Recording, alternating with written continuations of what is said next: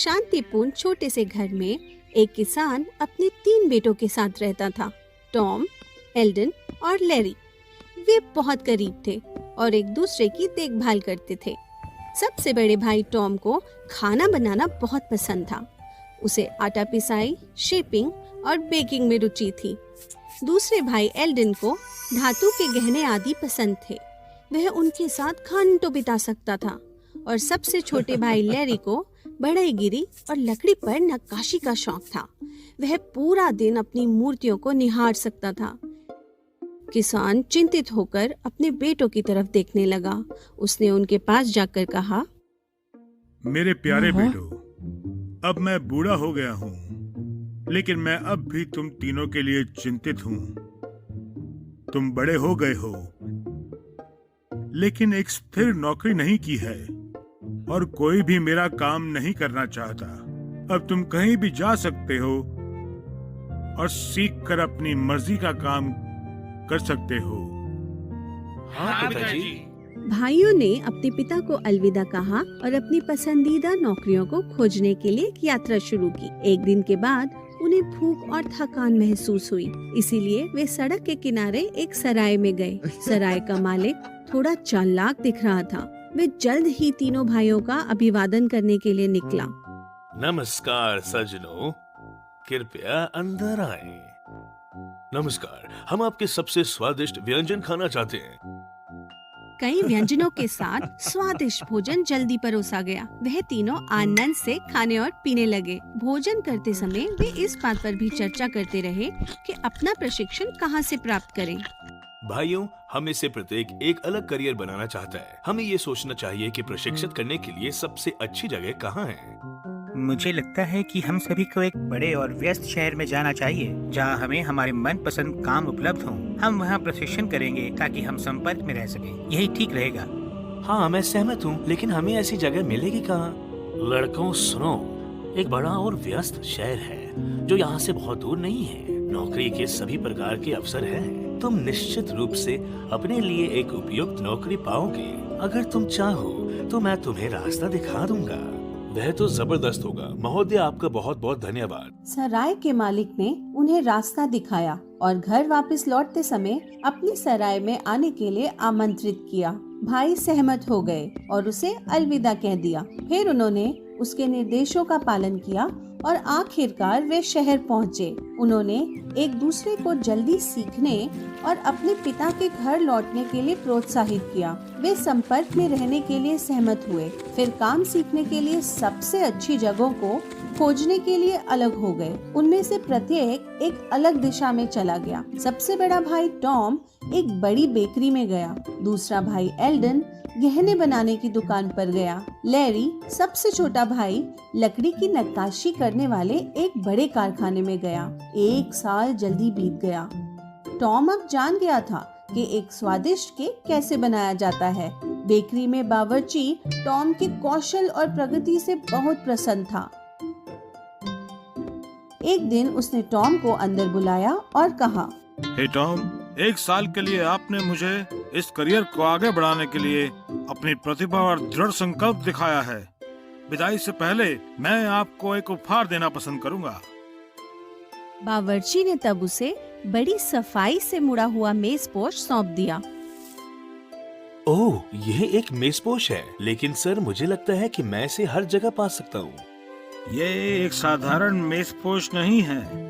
आप इसे मेज पर रख देते हैं, फिर कहते हैं, मेजपोश, अब खाना तैयार करो। तब आपको इसका चमत्कार दिखेगा। टॉम ने मेजपोश उठाया और वही किया जो उसे बताया गया था। मेजपोश, अब भोजन तैयार करो। तुरंत पेस्ट्री और स्वादिष्ट भोजन से भरा एक टेबल दिखाई दिया। टॉम बहुत आश्चर्यचकित था और जादू की मेजपोश से बहुत खुश था। टॉम ने अपने शिक्षक को धन्यवाद दिया और अलविदा कहा। वह खुशी खुशी अपना सामान और मेजपोश लेकर घर जाने लगा। शाम को वह सराय पहुंच गया जहां तीनों भाई 1 साल पहले रुके थे।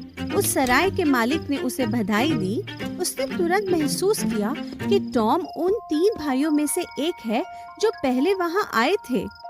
ओह, आप 3 भाइयों में से एक हैं जो 1 साल पहले यहाँ आए थे। मैं स्वादिष्ट भोजन करना चाहता हूँ और रात के लिए कमरा चाहता हूँ।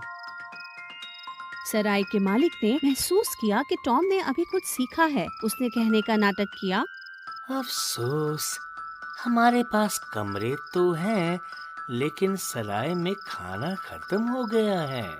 ठीक है, तुम बस मुझे एक रात के लिए यहीं रहने दो और मैं तुम्हें अच्छी दावत के लिए आमंत्रित करूंगा। फिर टॉम ने घर में एक खाली मेज पर अपना जादुई मेजपोश फैला दिया। टॉम की अजीबोगरीब हरकत पर वो हैरान था। उसके बाद टॉम ने मंत्र पढ़ा। मेजपोश, अब भोजन तैयार करो। ताजे पके पाइस और मुंह में पानी लाने वाली एक शानदार दावत मेज पर आ गई। सराय का मालिक हैरान रह गया और लालच से टॉम के मेजपोश को घूरने लगा। अगर मेरे पास ये मेजपोश हो तो हमें कभी खाना नहीं बनाना पड़ेगा और मेरी सराय जल्द ही समृद्ध होगी। मुझे इसे चुराने का एक तरीका सोचना चाहिए। रात के खाने के बाद टॉम आराम करने के लिए अपने कमरे में गया। उसने टेबल पर कपड़ा रखा, फिर बिस्तर पर लेट गया। जब टॉम सो रहा था, चालाक सराय का मालिक उसके कमरे में चला गया और एक समान दिखने वाले कपड़े से जादुई मेजपोश को बदल दिया। टॉम अगले दिन उठा और अनजाने में नकली मेजपोश लेकर घर लौटने के लिए निकला। एक लंबी यात्रा के बाद टॉम घर पहुंचा। अपने बड़े बेटे के सफल होने और घर लौटने पर पिता को खुशी महसूस हुई। पिताजी, मैं घर आ गया। बहुत अच्छा बेटा। पिछले साल तुम कहाँ थे? तुमने क्या सीखा? पिताजी, मैं एक बेकर बन गया। जब मैंने प्रशिक्षण समाप्त कर लिया, मेरे शिक्षक ने मुझे एक जादुई उपहार दिया। मेजपोश, कृपया भोजन तैयार करें। लेकिन मेजपोश पड़ा रहा और कुछ नहीं हुआ। कैसे? ये कैसे हो सकता है? यह सच में एक जादुई मेजपोश है। यह कोई जादुई मेज नहीं है बेटा। अब ये अच्छा है कि तुम वापस आ गए हो। तुम एक सहायक रसोइये का काम कर सकते हो। ये जीने के लिए पर्याप्त है। टॉम बहुत दुखी था। उसे समझ में नहीं आया कि उसका जादुई मेजपोश अब प्रभावी क्यों नहीं था। अब एल्डन, उसने भी गहने की दुकान पर बहुत मेहनत की। जौहरी ने एल्डन को बुलाया और कहा, एल्डन, 1 साल के लिए आपने मुझे गहने के काम में अपना समर्पण दिखाया है। मुझे कहना होगा, अब आप अच्छी तरह से प्रशिक्षित हैं। विदाई से पहले मैं आपको एक उपहार देना चाहूँगा। जौहरी ने तब एक निहाई और एक हथौड़ा निकाला। वे सामान्य हथौड़ा और निहाई नहीं है। आप निहाई के खिलाफ हथौड़ा मारिए और मंत्र पढ़िए। निहाई, कृपया मुझे अब सोना दो, तब आप उनका जादू देखेंगे। निहाई पर एल्डन ने धीरे से हथौड़ा चलाया। निहाई, अब मुझे सोना दो।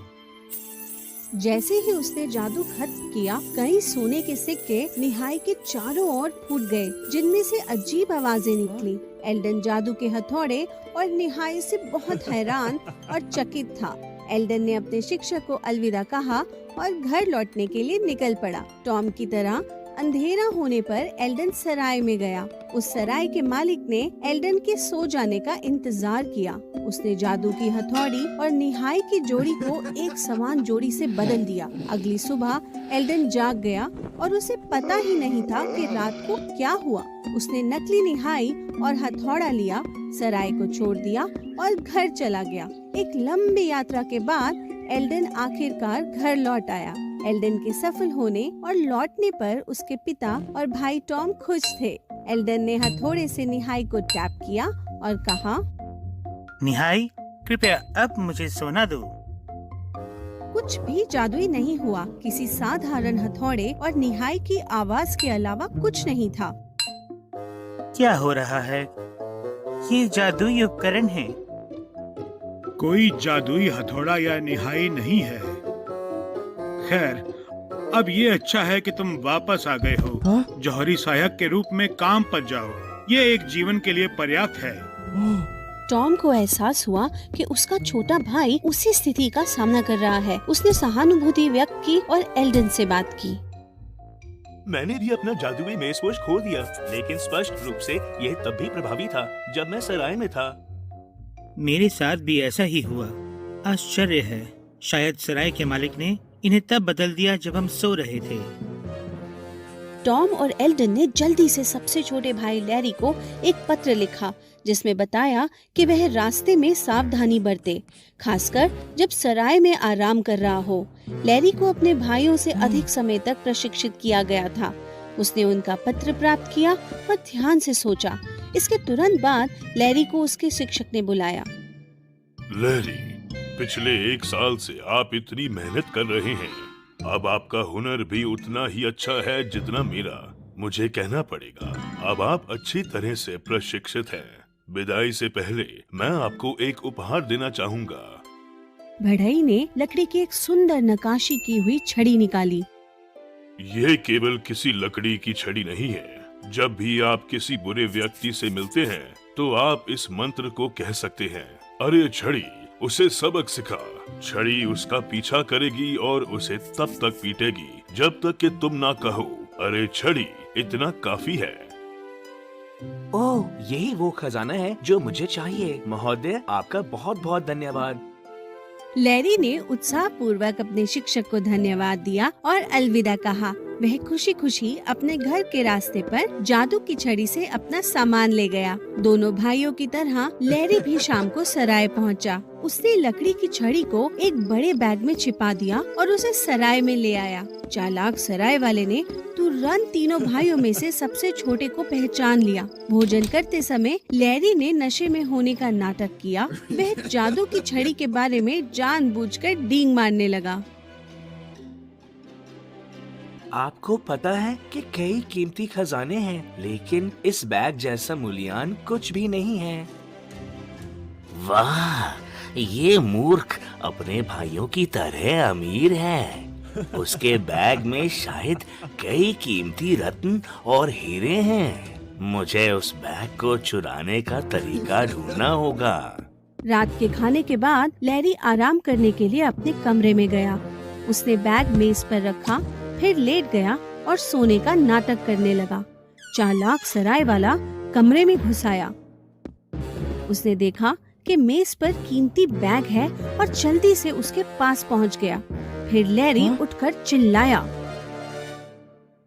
अरे छड़ी, उससे सबक सिखाओ। तुरंत छड़ी ने बैग से छलांग लगा दी, जिसने सराय वाले को चौंका दिया। छड़ी ने उसका पीछा किया और उसे बिना रुके पीटा। सराय वाला अपना सर पकड़कर इधर उधर भागने लगा, लेकिन छड़ी ने उसे नहीं छोड़ा। जब वह आखिरकार बहुत पिट गया तो वह जमीन पर गिर गया और लैरी से भीख मांगी।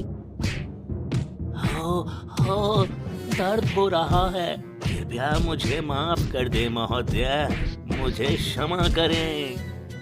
यदि तुम मेरे भाइयों का जादुई मेज़पोश, हथौड़ा और निहाई वापस नहीं कर सकते हो, मेरी छड़ी तुम पर आती रहेगी और तुम्हें पीटती रहेगी। कृपया सर, मैं सब कुछ वापस करने का वादा करता हूँ। कृपया इस दुष्ट छड़ी को अभी रोकने के लिए कहें। मैं इसे बर्दाश्त नहीं कर सकता। अरे छड़ी, यह काफी है। बैग में वापस। छड़ी रुक गई और उड़कर मेज पर पड़े बैग में वापस चली गई। लैरी को अपने भाइयों के लिए निहाई, हथौड़ा और जादुई मेज़पोश वापस मिल गया। फिर उसने लालची सराय वाले को जमीन पर लुढ़कते हुए छोड़ दिया। अंत में लैरी घर आ गया। लैरी के वापस आने पर उसके पिता और भाई खुश थे। पिताजी, मैं एक कुशल बढ़ई बन गया हूँ। प्रशिक्षण के बाद मेरे शिक्षक ने मुझे एक उपहार दिया है जो यह जादू की छड़ी है।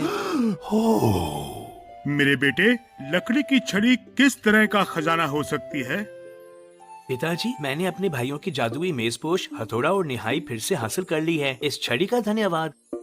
टॉम और एल्डन ने तुरंत अपने उपहारों को पहचान लिया। वे बेहद खुश थे और उन्होंने अपने छोटे भाई लैरी को धन्यवाद दिया।